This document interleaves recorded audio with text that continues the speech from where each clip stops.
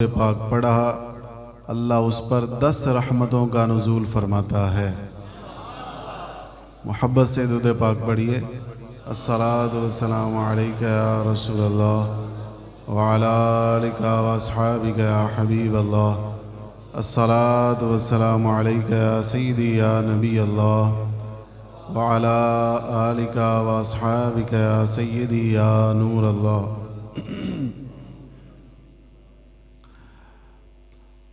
آپ سب کو رمضان المبارک کی آمد اور پہلا روزہ بہت بہت مبارک ہو۔ حضور جانے جانا سرور دو عالم صلی اللہ علیہ وسلم کا ارشاد ہے کہ جب رمضان کی پہلی رات آتی ہے اللہ رب العزت امت مسلمہ کی طرف رحمت کی نظر فرماتا ہے، اور جس کی طرف اللہ رحمت کی نظر فرماتا ہے فرمایا اسے اللہ کبھی عذاب نہ دے گا۔ اور یہ وہ گھڑیاں اور رحمتوں بھرے لمحات ہیں، فرمایا کہ جو اس میں ایک مرتبہ سبحان اللہ کہتا ہے اللہ اسے اور دنوں میں 1000 مرتبہ سبحان اللہ کہنے سے زیادہ اجر عطا فرماتا ہے۔ اور رمضان کا ایک روزہ رمضان کے علاوہ اور دنوں کے 1000 دنوں سے افضل ہے۔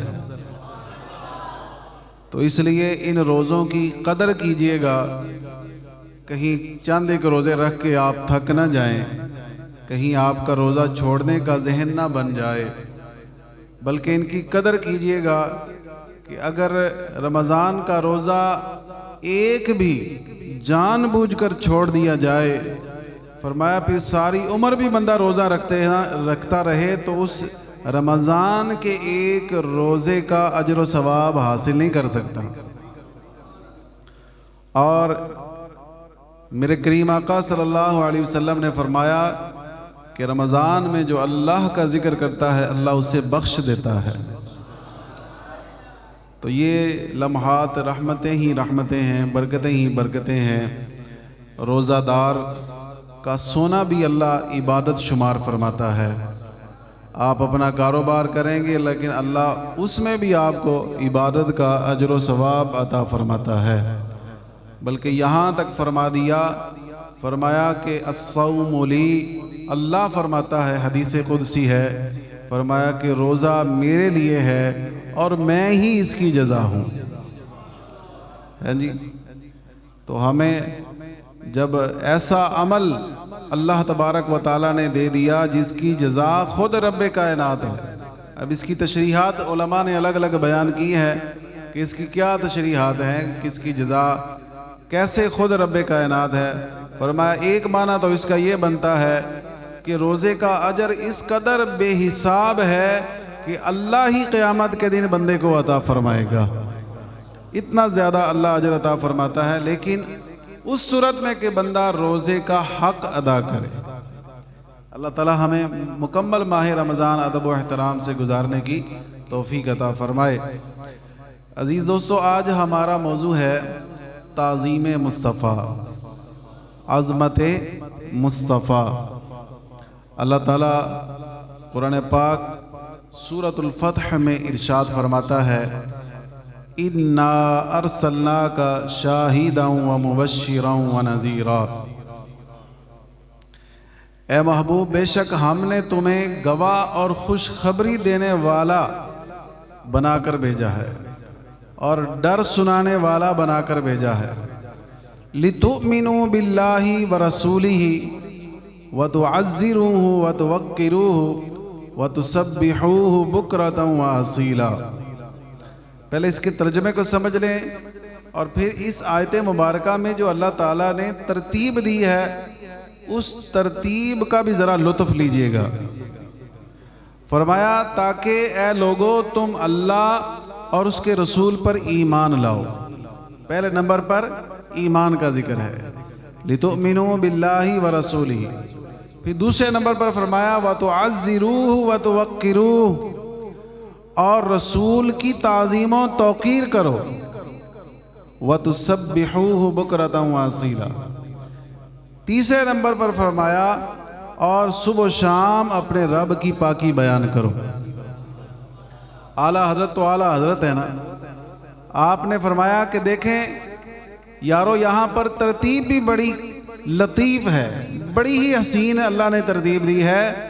فرمایا سب سے پہلے اللہ تعالیٰ نے ایمان کا ذکر کیا ہے کہ کوئی بھی آپ نیک عمل کرو گے فائدہ کب ہوگا؟ جب صاحب ایمان ہوگے۔ ایمان کے بغیر کسی بھی نیک عمل کا کوئی فائدہ نہیں ہے۔ پھر دوسرے نمبر پر اللہ تبارک و تعالیٰ نے تعظیم مصطفیٰ کا ذکر کیا ہے، کیونکہ ایمان ہو لیکن صاحب ایمان بندہ رسول اللہ کی تعظیم نہ کرے تو اس کا ایمان کامل ہی نہیں ہے، وہ صاحب ایمان ہونے کے دعوے میں جھوٹا قرار پائے گا۔ وَتُعَزِّرُوهُ وَتُوَقِّرُوهُ، فرمایا ہر حال میں میرے حبیب کی تعظیم کرنی ہے، ان کی عظمت کا، ان کے ادب کا احترام رکھنا ہے۔ اب دیکھیں تیسرے نمبر پر اللہ تعالیٰ نے اپنی عبادت کا ذکر کیا ہے۔ مطلب کیا اشارہ اس بات کی طرف ہے کہ اللہ کی عبادت بھی اسی کے لیے فائدہ مند ہے جس کے دل میں رسول اللہ کی تعظیم ہے، جس کے دل میں ادب مصطفیٰ ہے۔ اور بغیر تعظیم مصطفیٰ کوئی کتنے بھی سجدے کیے جائے، روزے رکھے جائے اور کتنی بھی نیک جو ہے نا عبادات کرتا جائے، لیکن اس کو فائدہ نہیں ہوگا اگر اس کے دل میں عظمت مصطفیٰ نہیں، اگر دل میں محبت مصطفیٰ ہے، ادب مصطفیٰ ہے، تعظیم مصطفیٰ ہے، تو اعمال اگرچہ تھوڑے ہوں لیکن اللہ تعالیٰ اپنے محبوب کے عاشقوں پر بڑا ہی رحم فرماتا ہے۔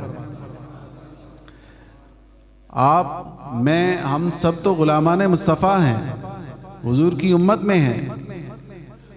پہلے وقتوں کی آپ کو بات سناتا ہوں کہ بنی اسرائیل میں ایک ایسا شخص تھا جس نے اپنی زندگی کے 200 سال اللہ کی نافرمانیوں میں گزارے۔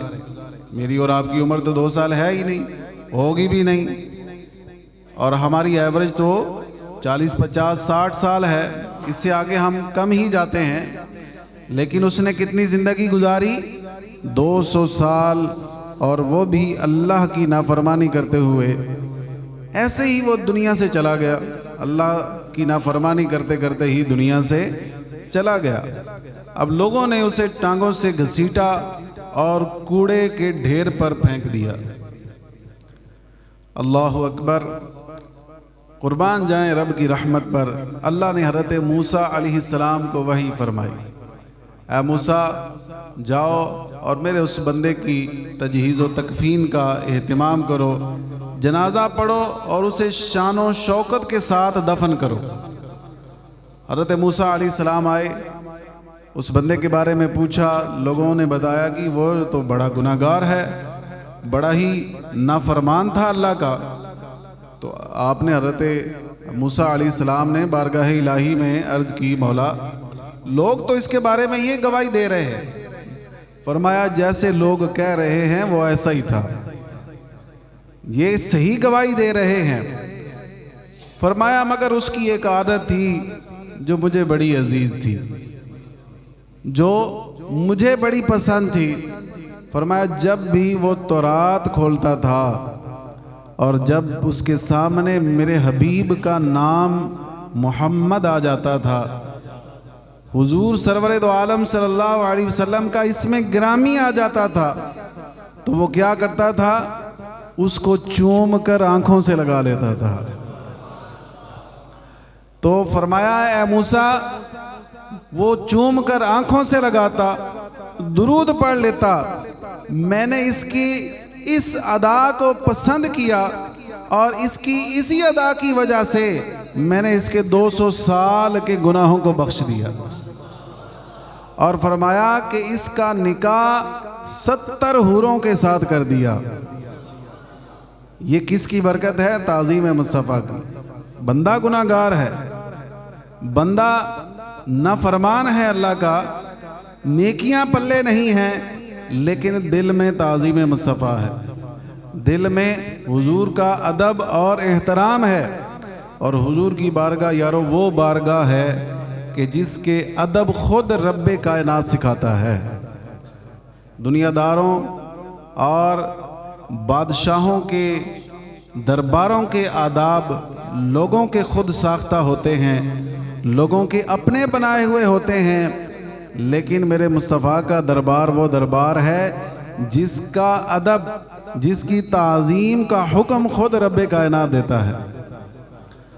آپ کسی دنیا دار یہاں کسی بادشاہ کے دربار میں، اس کے محل میں، اس کے ایوان میں اونچی آواز سے بولیں، آپ گناہگار نہیں ہوں گے، لیکن حضور کی بارگاہ میں اس کی اجازت نہیں ہے۔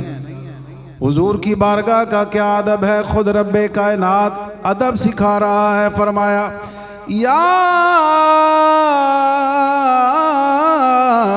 ایھا الذین آمنوا لا ترفعوا اصواتکم فوق صوت النبی۔ اے ایمان والو، اپنی آوازیں نبی کی آواز پر اونچی نہ ہونے دینا۔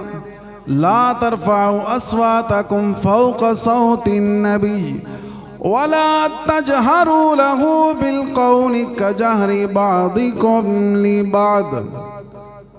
ایک تو یہ خیال رکھنا ہے کہ آواز اونچی نہ ہو، اور فرمایا دوسرا اس بات کا بھی خیال رکھنا ہے کہ تم نے ان کو اس طرح نہیں بلانا جیسے آپس میں ایک دوسرے کو بلاتے ہو، جیسے تم آپس میں ایک دوسرے کو پکارتے ہو۔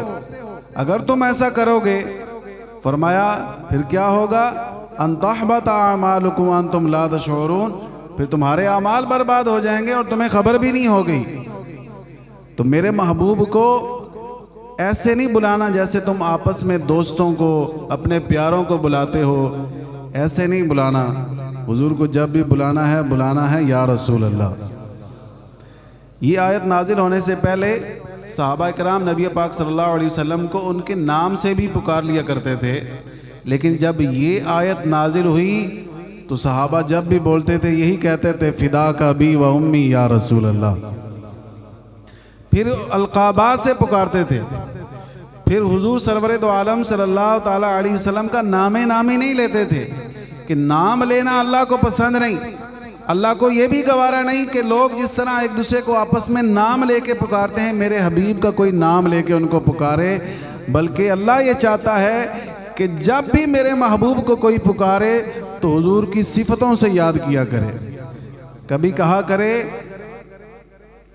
یا رسول اللہ، کبھی کہا کرے یا خاتم النبیین یا شفیع المذنبین، کبھی کہا کرے یا رحمت للعالمین۔ تو حضور کو پکارنا ہے تو حضور کے ناموں سے نہیں بلکہ حضور کی صفات سے پکارنا ہے۔ یہ ادب ہے، اور یہ ادب خود کون سکھا رہا ہے؟ بولے نا ذرا، اللہ سکھا رہا ہے۔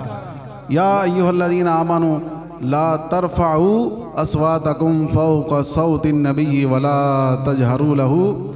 پھر ایک اور مقام پر اللہ نے فرمایا لا تجعلوا دعاء الرسول بینکم کدعاء بعضکم بعضا۔ اس میں بھی رب نے یہی فرمایا، اے لوگو رسول کے پکارنے کو آپس میں ایسا نہ بناؤ جیسا تم ایک دوسرے کو پکارتے ہو، جیسا تم ایک دوسرے کو بلاتے ہو۔ تو اس میں بھی یہی ادب ہے کہ رسول اللہ کو جب بھی پکارنا ہے تعظیم سے پکارنا ہے، ادب اور احترام سے پکارنا ہے۔ اب یہ ادب اور احترام کا سٹیٹس کیا ہونا چاہیے، کس لیول تک ہونا چاہیے؟ میں آپ کو ایک صحابیہ کا واقعہ نہ سنا دوں؟ جی ذرا سبحان اللہ فرما دیں گے؟ اور صحابیہ بھی کوئی عام صحابیہ نہیں، حضور کی ازواج مطہرات میں سے ہیں۔ حضرت ام حبیبہ رضی اللہ تعالی عنہ حضرت امیر معاویہ رضی اللہ تعالی عنہ کی بہن ہیں، حضرت ابو سفیان رضی اللہ تعالی عنہ کی بیٹی ہیں۔ یہ صلح حدیبیہ کا زمانہ تھا، حضرت ابو سفیان ابھی ایمان نہیں لائے تھے، مگر آپ کی جو بیٹی حضرت ام حبیبہ ہے یہ مسلمان ہو چکی تھی، اور حضور نے انہیں اپنی زوجیت کا شرف بھی عطا فرمایا۔ تو مسلمانوں کی امی جان ہے، روحانی اماں ہیں. تو حضرت ابو سفیان مدینے میں آئے تو سوچا مدینے میں آئے ہیں کیوں نہ بیٹی سے ملاقات کر لی جائے. ہے جی، بیٹی سے ملنے آ گئے. جب حضرت ابو سفیان اپنی بیٹی سے ملنے کے لیے آئے تو رسول اللہ صلی اللہ علیہ وسلم کا بستر بچھا ہوا تھا گھر میں، اور حضرت ابو سفیان جب اس بستر پر بیٹھنے لگے نا تو حضرت ام حبیبہ نے وہ بستر جلدی جلدی اکٹھا کر دیا. بستر پر باپ کو نہیں بیٹھنے دیا. یارو دنیا نے کبھی ایسا بھی نظارہ دیکھا ہے کہ بیٹی کا باپ گھر پہ آئے اور باپ سے کوئی لڑائی جھگڑا بھی نہ ہو، کوئی تنازع بھی نہ ہو، لیکن بیٹیاں تو باپ کے لیے بستر بچھاتی ہیں، وہ نئے نئے بستر نکالتی ہیں کہ اس پر میرے والد بیٹھیں، اس پر میرا بھائی بیٹھے. جو بستر کبھی نہ کسی نے استعمال کیا وہ نکال کے لاتی ہیں کہ یہ میں اپنے والد کو پیش کروں. لیکن چشم فلک نے یہ نظارہ کبھی نہیں دیکھا کہ باپ آیا ہو اور باپ بیٹی کا آپس میں پیار بھی ہو، لیکن بیٹی اپنے باپ کو اپنے شوہر کے بستر پر نہ بیٹھنے دے. ہیں جی کیوں؟ حضرت ابو سفیان کہتے ہیں انہوں نے حضرت ام حبیبہ سے کہا کہ کیا یہ بستر میرے لائق نہیں یا میں بستر کے لائق نہیں؟ اب سنیے حضرت ام حبیبہ کا جواب. کیا آپ نے جواب دیا؟ آپ فرماتی ہیں بل ہوا فراش رسول اللہ. اے ابا جان، یہ کوئی بستر عام نہیں ہے، یہ رسول اللہ کا بستر ہے. بل ہوا فراش رسول اللہ وَأَنْتَ مُشْرِكٌ نَجِسٌ، یہ رسول اللہ کا بستر ہے، پاک ہے، اور تم کیا ہو؟ اب سنیں، باپ کو یہ جملہ کہنا یہ کوئی معمولی بات نہیں. کہتی ہیں وَأَنْتَ مُشْرِكٌ نَجِسٌ، اور تم مشرک ہو، بتوں کی پوجا کرنے والے ہو اور ناپاک ہو. نجس کا معنی آپ اگر سمجھتے ہیں تو آپ اندازہ کریں کہ کتنی بڑی بات انہوں نے اپنے والد کو کہہ دی. اور فرماتی ہیں فَلَمْ أُحِبُّ أَن تَجْلِسَ عَلَى فِرَاشِهِ، اور مجھے یہ بات گوارا نہیں ہے کہ رسول اللہ کے بستر پر کوئی ناپاک جسم لگ جائے. فَلَمْ أُحِبُّ أَن تَجْلِسَ عَلَى فِرَاشِهِ، مجھے یہ بات گوارا ہی نہیں ہے کہ میرے محبوب کے بستر پر کوئی اور آ کے بیٹھ جائے. گویا کہ آپ نے یہ درس دے دیا کہ دنیا میں احترام کے قابل ہیں جتنے لوگ، دنیا میں احترام کے قابل ہیں جتنے لوگ، میں سب کو مانتا ہوں مگر مصطفیٰ کے بعد، میں سب کو مانتا ہوں مگر مصطفیٰ کے بعد، میں سب کو مانتا ہوں مگر. ایک صحابی تھے حضرت طلحہ رضی اللہ تعالیٰ عنہ، تو آپ بارگاہ رسالت میں آئے، عرض کرتے ہیں یا رسول اللہ کوئی حکم ہو تو فرمائیں، آپ جو بھی کہیں گے میں کر لوں گا. رسول پاک صلی اللہ تعالیٰ علیہ وسلم، ان کے والد اس وقت صاحب ایمان نہیں تھے، ایمان نہیں لے کے آئے تھے. نبی پاک صلی اللہ تعالیٰ علیہ وسلم نے ایسے ہی اس کو آزمانے کے لیے کہہ دیا کہ جاؤ اپنے والد کا سر کاٹ کے لے آؤ، جاؤ اپنے والد کا سر کاٹ کے لے آؤ. اور راوی کہتے ہیں کہ وہ دوڑے کہ میں جلدی جلدی سر کاٹ کے حضور کی بارگاہ میں پیش کر دوں. پھر نبی پاک صلی اللہ تعالیٰ علیہ وسلم نے پیچھے سے ان کو بلایا، فرمایا کہ میں قطع رحمی کرنے کے لیے نہیں آیا. تو یہ نبی پاک صلی اللہ تعالیٰ علیہ وسلم سے صحابہ کا کس قدر پیار اور محبت ہے، تعظیم کا رشتہ ہے، ادب کا رشتہ ہے. تو یہ قرآن کی آیات، یہ مبارک احادیث مجھے اور آپ کو یہ سمجھا رہی ہیں کہ جس چیز کو بھی رسول اللہ سے نسبت ہو جائے وہ چیز پھر عام نہیں رہتی، وہ عظیم ہو جاتی ہے. وہ چاہے رسول اللہ کی زبان ہو، وہ چاہے قرآن ہو، یا رب کا پیارا مہمان رمضان ہو. آج رمضان المبارک کے پہلے دن ہم نے یہ ٹاپک اس لیے منتخب کیا، ہمارے دل میں اگر تعظیم مصطفیٰ ہوگی تو انشاءاللہ پھر تعظیم رمضان بھی آ جائے گی، اگر تعظیم مصطفیٰ ہوگی تو پھر انشاءاللہ تعظیم قرآن بھی آ جائے گی، پھر نبی پاک صلی اللہ تعالیٰ علیہ وسلم سے نسبت رکھنے والی ہر چیز کا ہمارے اندر ادب اور احترام پیدا ہو جائے گا۔ شرط یہ ہے کہ ہمارے دل میں رسول اللہ کا ادب ہو، رسول اللہ کا پیار ہو، رسول اللہ کا احترام ہو۔ آج تو لوگ دنیا میں جناب لاکھوں زبانیں ہیں، لیکن عربی زبان ہے، اس کا کوئی مقابلہ نہیں۔ کیوں؟ اس لیے کہ اس کو میرے آقا سے نسبت ہے۔ ابھی گزشتہ دنوں پیچھے لاہور میں ایک واقعہ پیش آیا کہ وہ لڑکی نے عربی خطاطی والا لباس پہنا اور اس پر پوری امت مسلمہ کے دل رنجیدہ ہوئے، کیونکہ اس کی جو مشابہت ہے وہ قرآن کی لکھائی سے ہے، اس کا جو فونٹ ہے وہ قرآنی فونٹ ہے۔ لوگ اس کو بڑے بڑے دانشور اور بڑے بڑے عقل مند خود کو سمجھنے والے، ہم تو نہیں ان کو سمجھتے عقل مند، کہ جسے میرے آقا کی زبان کا ادب نہیں ہے وہ کیسا عقل مند آدمی ہے، وہ تو بے وقوف ہے، بے وقوفوں کا سردار ہے۔ تو لوگ کہنے لگے جی یہ تو عربی ہے، تو حلوہ لکھا ہوا ہے۔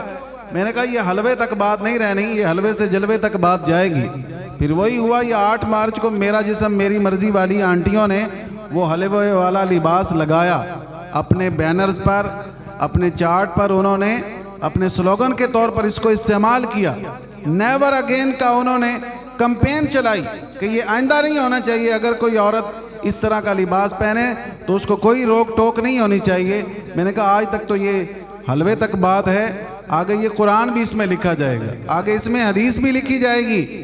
تو بتانے کا مقصد یہ ہے کہ جب دل میں ادب مصطفیٰ نہ ہو تو پھر رسول اللہ کی زبان کا بھی کوئی پاس نہیں رہتا۔ لوگ کہتے ہیں یہ تو بھی تو زبان ہی ہے نا، دنیا میں لاکھوں زبانیں ہیں جناب، وہ وہاں پر جائیں تو گٹروں پر بھی عربی لکھی ہوتی ہے، دیواروں پر بھی عربی لکھی ہوتی ہے، سگریٹ کی ڈبیوں پر بھی عربی لکھی ہوتی ہے۔ تو لوگ اس طرح کے چٹکلے اور لطیفے بنا رہے ہیں کہ ہمارے پاکستانی ان کو چومتے ہیں۔ میں نے کہا وہ ان ڈبیوں کو نہیں چومتے، وہ اپنے آقا کی زبان کو چومتے ہیں، اور نیت کا اجر ملتا ہے۔ بنی اسرائیل میں ایک شخص تھا، وہ ایک بڑے ڈھیر سے گزر رہا تھا، ایک صحرا میں بڑا ٹیلا تھا اور قحط کا زمانہ تھا، لوگ دانا پانی کے لیے مشکل میں تھے۔ اس نے دیکھ کر دل میں یہ ارادہ کیا، اے کاش یہ اناج ہوتا تو میں لوگوں میں خیرات کر دیتا۔ دل میں ارادہ کیا، خیرات کیا بھی نہیں، نہ اس کے پاس اتنا اناج تھا۔ اللہ تعالیٰ نے اس وقت کے نبی علیہ السلام کی طرف وحی فرمائی، فرمایا جا کے اس کو پیغام دو کہ اتنا اناج ہماری راہ میں خرچ کرنے کا ہم نے اس کو ثواب دے دیا ہے۔ تو بات ختم ہوتی ہے نیت پر۔ زبان تو عربی ہے، یہ صرف زبان نہیں ہے، یہ میرے آقا کی زبان ہے۔ جیسے وہ بستر حضرت ام حبیبہ نے اکٹھا کر دیا، بستر لاکھوں ہیں دنیا میں، لیکن جو رسول اللہ کا بستر ہے اس جیسا کوئی بستر نہیں ہو سکتا، اس کا کوئی احترام، اس کا مقام کسی عام بستر کا اتنا نہیں ہو سکتا۔ اور رسول اللہ پاک صلی اللہ علیہ وسلم کا اگر مقام پوچھنا ہے نا تو عاشقوں کے امام اعلیٰ حضرت سے پوچھی۔ آپ فرماتے ہیں عرش حق ہے مسند رفعت رسول اللہ کی، دیکھنی ہے حشر میں عزت رسول اللہ کی۔ عرش حق ہے مسند، کسی کی مسند یہاں تک ہے، کوئی اس سے بھی اونچے تخت پر بیٹھا ہوا ہے، کوئی اس سے اونچے تخت پر بیٹھا ہوا ہے۔ اعلیٰ فرماتے ہیں میرے آقا کی شایان شان دنیا میں کوئی تخت ہے ہی نہیں، دنیا میں کوئی تخت ہی نہیں ہے جو میرے آقا کی شایان شان ہو۔ میرے آقا کا جو تخت ہے وہ تو قیامت والے دن لوگ دیکھیں گے کہ اللہ تبارک و تعالی جب ان کو خاص مسند پر جلوہ افروز فرمائے گا، وہاں بٹھائے گا، تو پھر لوگ دیکھیں گے کہ ہیں یہ رسول اللہ کی شان ہے۔ پھر آپ نے اسی بات کی طرف اشارہ کیا، عرش حق ہے مسند رفعت رسول اللہ کی، دیکھنی ہے حشر میں عزت رسول اللہ کی۔ تو اللہ تبارک و تعالیٰ کی بارگاہ میں دعا ہے رب العزت ہمیں رسول اللہ کا کامل ادب اور احترام نصیب فرمائے۔ بس ایک اصول پلے میں باندھ لیں کہ جس چیز کو بھی حضور سے نسبت ہو جائے ہمارا اس کے لیے ہمارے دل میں انتہا درجے کا ادب اور احترام ہونا چاہیے، انتہا درجے کی تعظیم ہونی چاہیے۔ نماز کی تعظیم کیوں ہے؟ کہ رسول اللہ کی آنکھوں کی ٹھنڈک ہے۔ روزے کا ادب کیوں ہے؟ اس لیے کہ حضور نے عطا فرمائے ہیں، ٹھیک ہے؟ حضور کی ہر سنت کا ادب اور احترام ہونا چاہیے۔ اور بس اختتام یہ ہے، یا صاحب الجمال و یا سید البشر من وجهك المنیر لقد نور القمر لا يمكن الثناء كما كان حقه بعد از خدا بزرگ تو ہی۔ بس یہ تعظیم کا مقام ہے، یہ لیول ہے انتہا بعد از خدا، کہ بس رسول اللہ کو ہم خدا نہیں کہیں گے، لیکن رسول اللہ خدا کے بعد ساری کائنات میں جن و انس میں سب سے افضل اور اعلیٰ ہے۔ سب سے اعلیٰ و اعلیٰ ہمارا نبی، سب سے بالا و بالا ہمارا نبی۔ اور کرن و بدلی رسولوں کی ہوتی رہی، چاند بدلی کا نکلا، خلق سے اولیاء، اولیاء سے رسول، اور رسولوں سے بھی اعلیٰ بعد از خدا بزرگ تو ہی۔ قصہ مختصر، بس یہ بات اپنے ذہن میں رکھ لیں کہ خدا کے بعد سب سے اونچا مرتبہ میرے آقا کا ہے، اور جس چیز کو حضور سے نسبت ہے وہ بھی ہماری نظر میں ادب اور احترام والی ہے۔ بس یہ کنسیپٹ اگر آپ کے ذہن میں پکا ہو گیا تو پھر انشاءاللہ ہم احترام رمضان کرنے میں بھی کامیاب ہو جائیں گے۔ اللہ مجھے اور آپ کو ادب اور تعظیم مصطفیٰ نصیب فرمائے۔ وآخر دعوایا ان الحمد للہ رب العالمین۔ الصلاة والسلام علیکہ یا رسول اللہ وعلی آلک واصحابک یا حبیب اللہ۔ الصلاة والسلام علیکہ یا نبی اللہ وعلی آلک واصحابک یا نور اللہ۔ الفاتحہ۔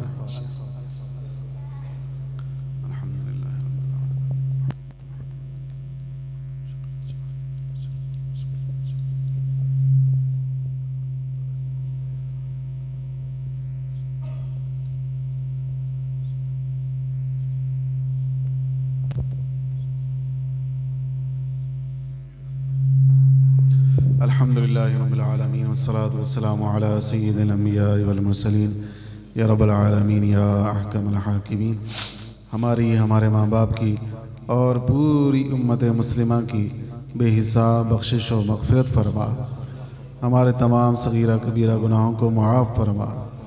الہ العالمین، تیرا کروڑ احسان ہے کہ تو نے ہمیں ایک بار پھر زندگی میں رمضان المبارک کی بہاریں نصیب فرمائی اور آج کا روزہ رکھنا نصیب فرمایا۔ مولا پورا ماہ رمضان اسی طرح ہمیں ذوق و شوق کے ساتھ عبادات میں مصروف رہنے کی توفیق عطا فرما، کثرت سے تلاوت قرآن کی بھی توفیق عطا فرما۔ الہ العالمین، نیک اعمال کی کثرت کرنے کی توفیق عطا فرما۔ اے مولا کریم، مسجدوں کی رونقوں کو دوبالا فرما، عالم اسلام کی خیر فرما، جہاں جہاں دنیا میں مسلمان موجود ہیں سب کی عزت آبرو کی حفاظت فرما۔ الہ العالمین، جو مشکلات کا شکار ہیں انہیں پریشانیوں اور آزمائشوں سے نجات عطا فرما، قرض داروں کو قرضے سے نجات عطا فرما، بیماروں کو صحت عطا فرما۔ الہ العالمین، جو بچے بچیاں امتحانات دے رہے ہیں مولا ان کو اپنی رحمت سے کامیابیاں عطا فرما، دنیا و آخرت کے امتحان میں ہمیں کامیاب فرما۔ الہ العالمین، کامل تعظیم مصطفیٰ نصیب فرما، رسول پاک صلی اللہ علیہ وسلم کا ادب اور احترام نصیب فرما، بے ادبوں کی محفل سے ہمیں محفوظ فرما۔ الہ العالمین، ہمیں با ادب با نصیب بنا یا رب العالمین۔ جہاں جتنے حاضرین ہیں مولا سب پر رحمت کی نظر فرما، ہم سب کی بے حساب بخشش و مغفرت فرما، ہمارے فوت شدگان کی بخشش و مغفرت فرما۔ اللہم ربنا تقبل منا انکا انت السمیع العلیم وتب علینا انکا انت التواب الرحیم۔ ایک گزارش سن لیں، جہاں جو دوست رمضان المبارک سے پہلے تجوید کے ساتھ قرآن پاک درست طریقے سے پڑھنے کے لیے عشاء کے بعد تشریف فرما ہوتے تھے، تو اب رمضان المبارک میں یہ کلاس فجر کے بعد لگے گی، اور کوئی بھی صاحب اگر اپنا درست تلفظ کے ساتھ قرآن پاک سیکھنا چاہتا ہے تو ان سے بھی درخواست ہے، بلکہ دعوت ہے کہ آپ ضرور بضرور اس موقع سے فائدہ اٹھائیں اور رمضان کی بہاریں جو ہے نا وہ سمیٹتے ہوئے قرآن پاک بھی درست طریقے سے پڑھنے کی کوشش فرمائیں، کم از کم نماز جو ہے اس کا تلفظ جو ہے وہ درست کر لے۔ صلی اللہ تعالی علی خیر خلقی محمد وعلی آلہ وصحبہ اجمعین۔